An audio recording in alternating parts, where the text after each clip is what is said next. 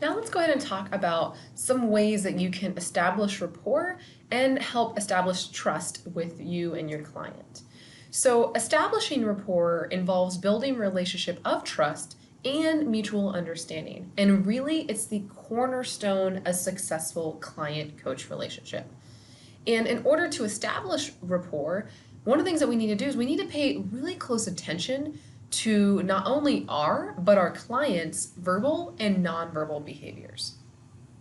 So let's go ahead and start with nonverbal communication.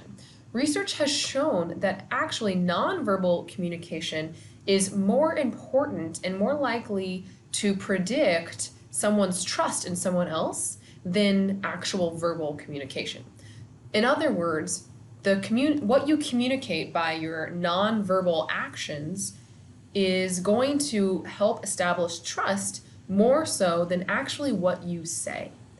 And so it might be really important for you as a coach just to take a few moments prior to starting each of your sessions so that you can really just kind of focus in and remind yourself of some of these things and what your body language is kind of portraying at that moment.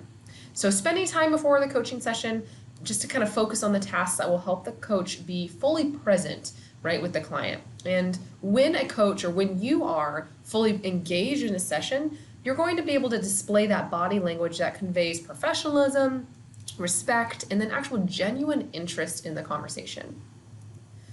So it's really important that the coach actually match, or what we call mirror, the client in nonverbal communication. And this could be via voice volume and tone of voice. It could be speed of talking. It could be your actual facial expressions. It could be eye contact, posture, how they're sitting, and then also body position. And so you might actually do this subconsciously already. So say, for instance, if you're around a certain friend and they're just really passionate and they talk a little louder and they talk really quick, you might find that you actually start to do that yourself, right? So as humans, we kind of naturally emulate the behavior of someone we're with so that we can be like them and connect with them. So as a coach, it's important that you kind of intentionally do that because mirroring communicates that you as a coach are fully present.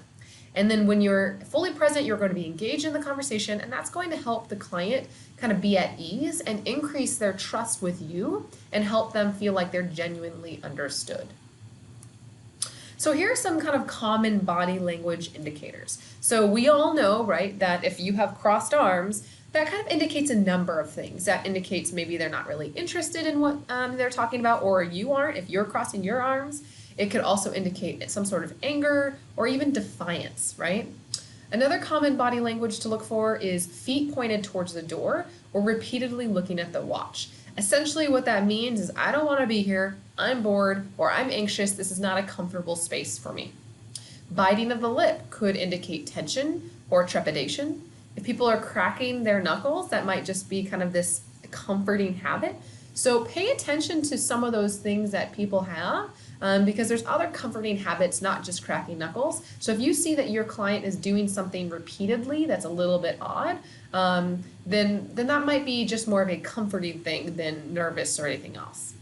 And then this is kind of an extreme one, but it's important to know. If you notice that they are sitting there with you and they have maybe a backpack on them or a briefcase or a purse, and they're sitting there talking to you with that thing physically in between you and them, that simply could mean that they're not comfortable with the space there, right? They need more personal space, and so that kind of serves as a barrier.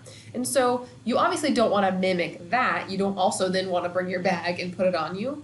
But what you might think about doing, if that's the case, is maybe kind of just rolling your chair back or moving your chair back a little bit to allow them to have a little bit more space, right? So, and again, this is where emotional intelligence, this is going to help your emotional intelligence.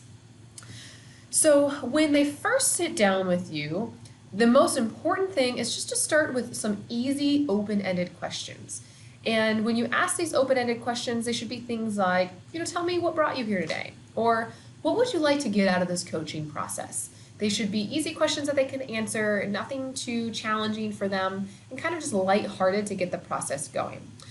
When you are starting to coach at this point, it's important that you think about incorporating some key words so that you can establish respect and understanding in this relationship. So some of these keywords include partnership. You've heard me use that before, right?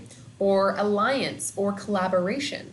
So if you use keywords like partnership, alliance, and collaboration, you're going to help your client realize that this isn't me versus them or me teaching them something. It's really, like I said, it's this kind of nice, trusting relationship and partnership and alliance and collaboration between these two human beings, which is very different than a typical relationship between a healthcare provider and a client. Typically, there's a hierarchy there, and that doesn't necessarily exist, or we're not trying to portray that in health and wellness coaching. So we also want to outline a plan for partnership during this meeting. And so this is where you start to explain the coaching process. So you can, again, remind them, well, this is really what health coaching is, right? You also can tell them, outlining the personal coaching philosophy. You can tell them about the different policies and procedures that might exist depending on, if you have your own company versus at a certain clinical setting, that might change. But you can also ask your client what they would like to get out of the coaching and how they would like to be coached. So that's always a nice way to kind of either start the process and or even end the process, because it gives your client the opportunity to have that autonomy again, right? And that's a really important thing. If you remember thinking about motivational interviewing, autonomy is an important thing that our clients should feel like they have. So they're then kind of taking the leadership role and saying, here's what I want, here's what I need, and this is why. So that initial session will generally be longer than the follow-up sessions.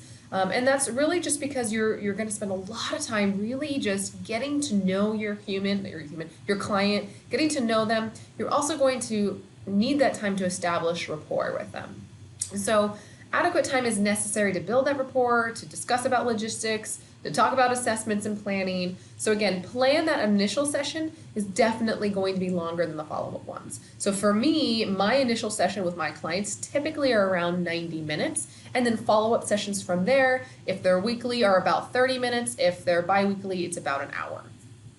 So let's pause here. We'll do a quick learning recap. So first question is, what type of communication, whether that's verbal or nonverbal, has been proven to establish trust better?